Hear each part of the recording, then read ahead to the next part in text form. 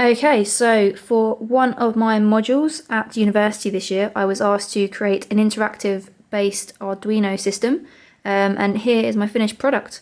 So I chose to create an educational experience for young children, which would teach them about animals and animal noises in a fun and engaging way. So the basic idea is that the child would tap the toy animal, as you can see here, these are the toy animals, tap the toy animal on the surface, which would then cause an image of that animal to appear on the screen along with an appropriate sound noise. So if we have a quick look now, here we've got the pig, so if I tap that, as you can see the pig has appeared and makes noise and it disappears. So if I do the same with the chicken, there we go, there's the chicken and the noise, and the same with the sheep. There we go. So that's the basic demo of the system. So before showing you the code, I will quickly show you the hardware that I've used.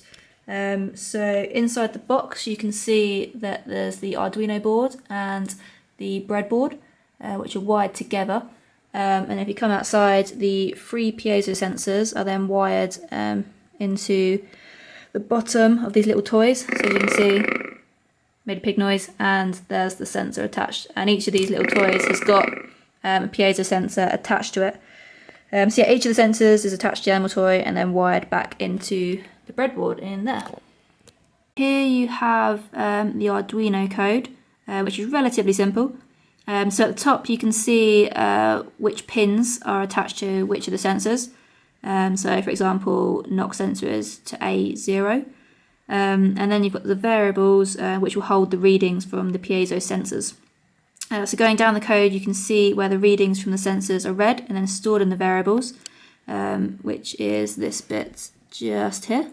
And then the last bit of the code is just sending the sensor readings across to processing as a string, which is just down here. So this is the processing code, which at the start there we import some libraries and we also declare some variables. In the setup methods, which is down here, this is where we tell processing what port we want to use, and also we load up the images and sound that we're going to display.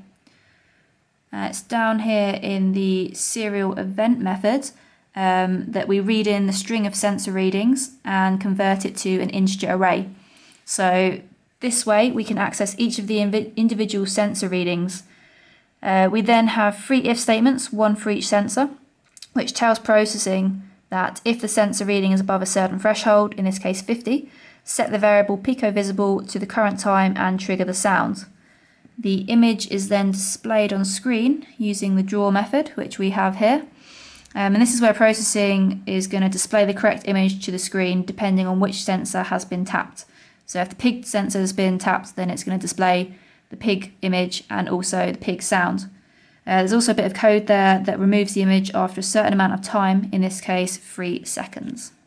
So thanks for watching my video. I hope you found it relatively useful and also a bit entertaining. Thank you.